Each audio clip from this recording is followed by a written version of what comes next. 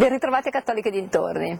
Il Cardinal Re, prefetto emerito della Congregazione per i Vescovi e protagonista del conclave, ha portato in cattolico una sua testimonianza sull'attuale pontefice. All'incontro era presente anche Monsignor Sorondo, concittadino di Papa Francesco. Ascoltiamolo insieme.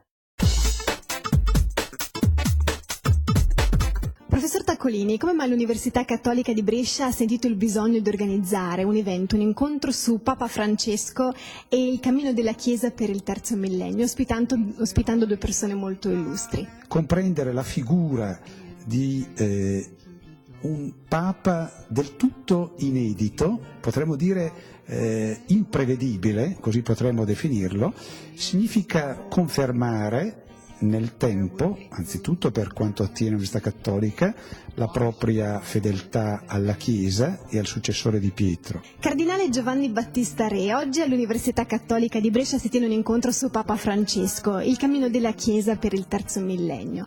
Perché questo Papa ha già avuto così grande successo, essendo stato eletto in realtà da così poco tempo? Sì, io credo che la grande simpatia, l'entusiasmo, anzi direi, col quale è stato accolto questo Papa, si deve a due grandi qualità che lui ha.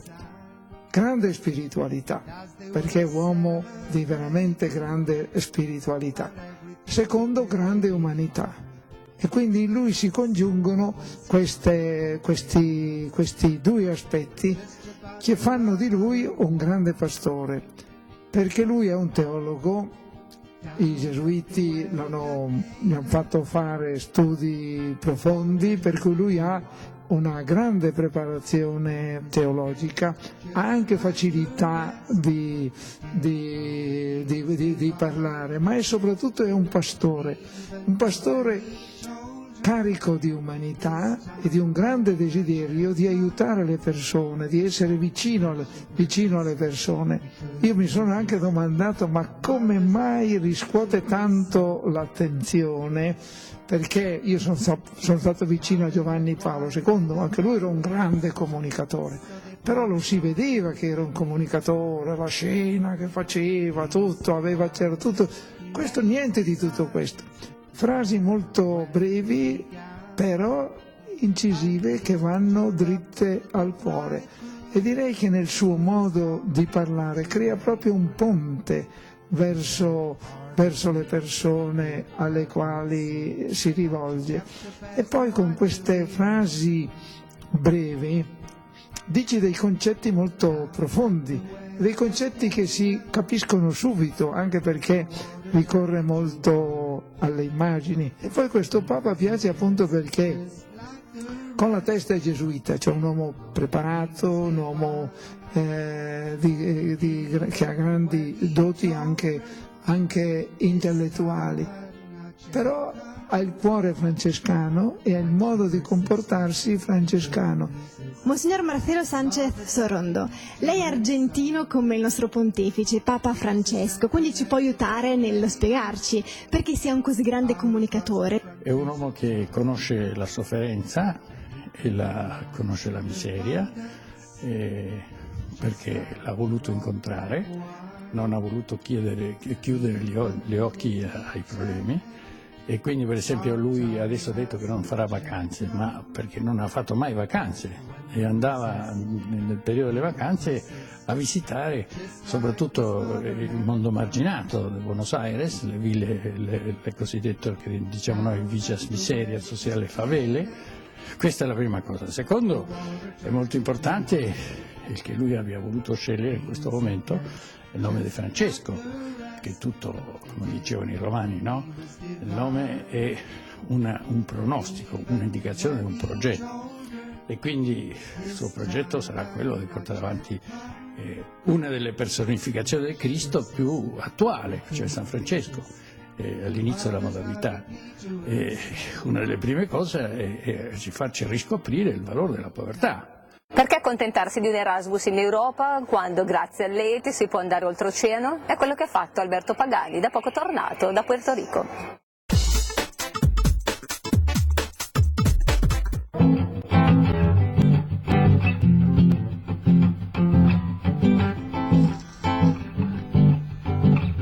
Alberto, sei appena tornato da un overseas a Puerto Rico, come mai questa scelta? Perché studiando spagnolo avevo voglia di andare lontano, non Spagna, visto che l'avevo già vista abbastanza in maniera approfondita, allora ho detto andiamo in un altro posto lontano, per cui per 5 mesi non vedessi nessuno delle solite facce note, anche per confrontarmi un po' con me stesso, iniziare a essere un po' indipendente e vedere comunque un mondo totalmente diverso dal nostro, e infatti contento della scelta, diciamo.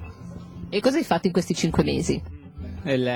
Mattina e pomeriggio, ovviamente come da curriculum dell'Overseas, avevo le lezioni in università, nel campus, con frequenza obbligatoria, per cui diciamo si viveva all'università, per cui per tutta la settimana lezioni fino al giovedì, e dopo il weekend si andava in giro, con la gente conosciuta, con i compagni di classe, con le persone della residenza, si andava in giro a vedere un po' l'isola, esplorare, visto poi che appunto isola caraibica, ovviamente spiagge eccetera, però si univano le due cose, studio e avventure, diciamo.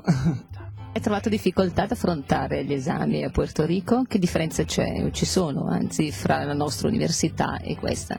Allora, la differenza è abbastanza sostanziale come metodo, perché qua il nostro metodo italiano, comunque europeo, è più periodo di lezioni in cui si fanno appunto solo lezioni, si frequenta, tra l'altro non sempre con frequenza obbligatoria, e dopo esami grossi, diciamo mattoni alla fine, mentre lì è più lavoro giornaliero, anche proprio lavoro a casa, relazioni da consegnare anche per il giorno dopo eccetera, per cui sei anche più dibattito in classe, sei più coinvolto, e ovviamente la mole di studio per gli esami finali è un po' più ridotta, perché c'è stato più lavoro quotidiano, diciamo. Il rapporto con i docenti com'era?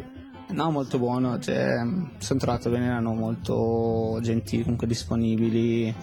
Ovviamente il fatto di essere straniero, diciamo, ti aiuta un po' di più, che hanno un occhio di riguardo, però comunque a parte i primi giorni in cui appunto cercavano di farmi ambientare, dopo venivo trattato come uno studente qualsiasi, diciamo, e no, comunque gentili, si facevano capire se c'avevo qualcosa, cioè ti davano il loro indirizzo mail, anche il numero di telefono per chiarimenti e tutto, e per cui mi sono trovato bene anche con i professori, sinceramente. E consiglieresti quindi questa esperienza ai tuoi compagni? Sì, assolutamente, ripartirei subito, sinceramente, però sì, è consigliabile proprio, anche proprio per cambiare un po' aria, per appunto confrontarsi e vedere comunque un posto molto diverso dal nostro.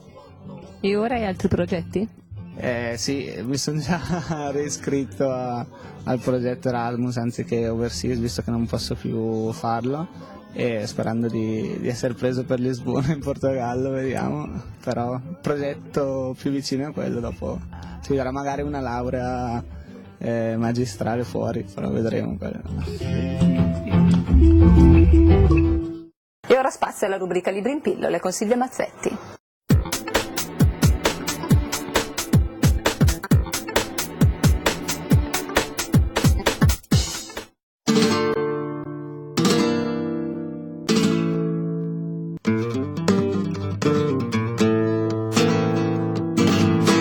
Siamo nel 1973 in Lombardia, e più precisamente nel piccolo paesino di Bellano, dove vivono due schieramenti diversi.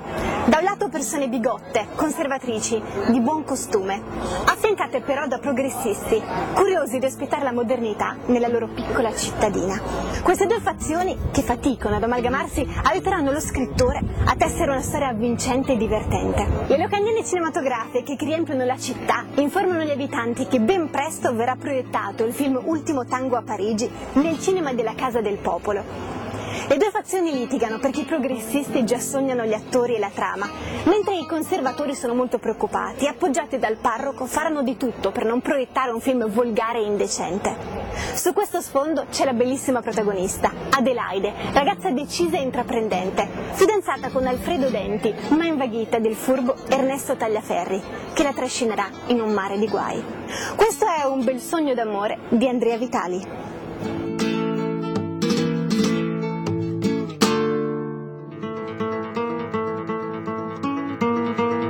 I grandi amori rimangono sempre in testa, anche se alla fine non convolano nozze.